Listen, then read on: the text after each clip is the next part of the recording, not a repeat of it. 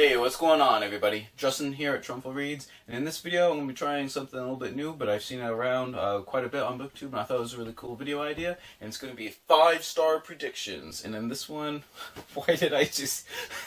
I have no idea why I just tweaked out with my 5-star prediction right there. But anyways, in this one we're going to be doing the science genre. I haven't read too much science until this year, but I've really enjoyed it. I originally started college in biology, but I just kind of left it for whatever reason. But now I've been reading a lot of life science books lately, and I've really been enjoying it. I think definitely popular science books are definitely underrated for sure, because there is just some really good writers about really cool topics. And they kind of just nonfiction in general kind of gets kind of ignored a little bit. But I think that science books, especially because people think math and science are super boring. Maybe math is, but definitely the life sciences don't have to be. So I got 5 books that I have taken off my shelves that I believe will be 5-star reviews, or worth 5 stars once I finish them. So let's just get started. Alright, the first one is The Soul of an Octopus, a surprising exploration into the into the wonder of consciousness by Cy Montgomery. Now, I've heard so many good things about this book from lots of people, and some people that don't read just nonfiction, so that's really good. And it won the National Book Award for nonfiction, or it was in the short list anyways, so that's really good. I don't know too much about this, to be honest. I read another book very similar called Other Minds, The Octopus, the Sea, and the Deep Origins of Consciousness, and I actually didn't care for it that much. I thought it was really good, but that one was really heavy on kind of the science-y stuff, and I didn't feel like it made a really good argument for consciousness with octopuses. Yes, it's octopuses and not octopi, but I'm hoping this one will be a very good complementary book to that one. And like I said, I've just heard really, really good things about it. And octopuses are a really unique animal in the animal kingdom. They definitely have definitely higher order intelligence, and they're just so crazy and unique with sort of their neurostructure and stuff, and how they behave and think and stuff. Just really cool. I've heard Cy Montgomery is a wonderful writer. I can't remember when I was just looking up this book, someone basically said it's poetry for nonfiction. So that sounds really cool, and I'm definitely hoping this is going to end up being a 5-star review. Alright, the next one. I picked this up at a random a media store, I guess you could say, on a road trip once. It sold DVDs and games and a some books, and I found In the Company of Crows and Ravens by John Marzloff and Tony Angel. And this is just a bunch of short story collections, I believe, and essays basically on crows and ravens. If you guys don't know, we have lots of pets at our place, but we also have lots of wild animals that hang around too as well. And we have quite a bit of birds, and then we have 2 ravens that we feed, maybe not every day, but most days. So it's just really cool. Like I said, my wife especially loves just birds of all kinds. So I thought this would be kind of a cool little folklore type book. I believe. Like I said, I think it's gonna have some nonfiction, some personal stories, memoirs, essays, things of that nature. It just sounds really cool, and I think there's illustrations and figures throughout the book. So I think it's just going to be really cool. It looked like there was a poem in there, some charts and stuff. I think it's just going to be a nice, cool, eclectic kind of mishmash of pretty much everything related to crows and ravens. So I think that might be kind of cool.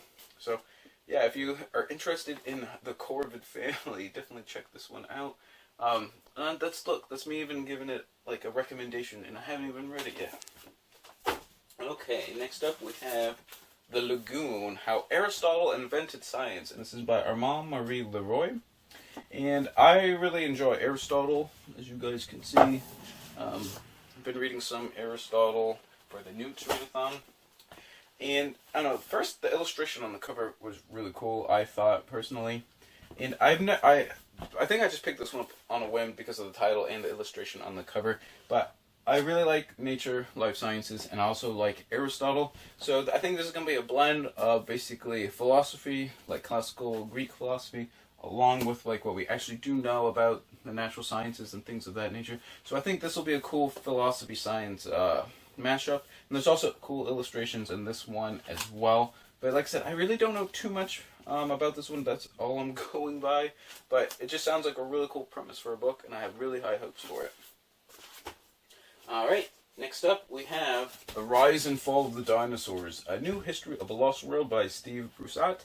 And I've been really craving like a really good dinosaur book this year. I've only read one kind of other dinosaurish book, but it really wasn't about dinosaurs, even though it had dinosaur in the title. So I was kind of disappointed.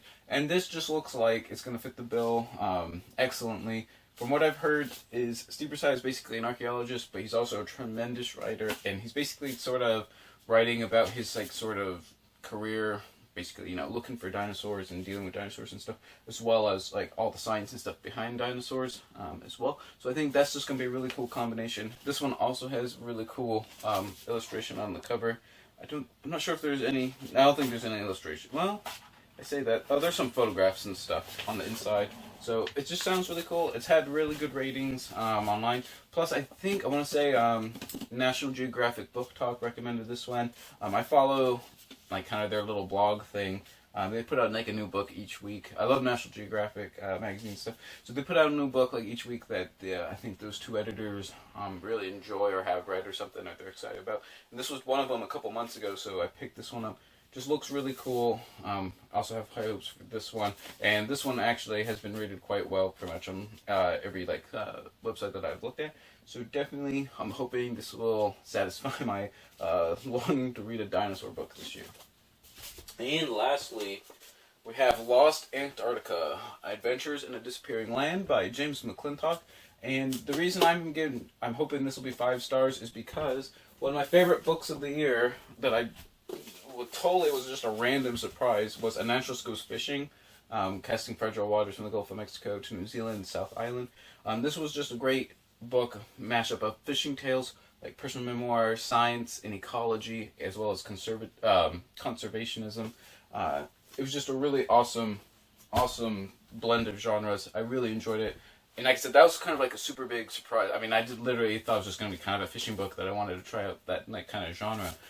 And the thing is, he's only written one other book, and this is it right here, Lost Antarctica. And this actually was written before the other one. James McClintock is like one of the foremost researchers on Antarctic and polar studies. So I'm hoping his sort of insights on Antarctica. I have a feeling it's going to be a lot of sort of conservationism in this book as well, sort of like the melting ice caps, basically the changing environment of basically that. Environment, the changing environment of that. But basically, like I said, he writes really fluidly. It's very personal and down to earth.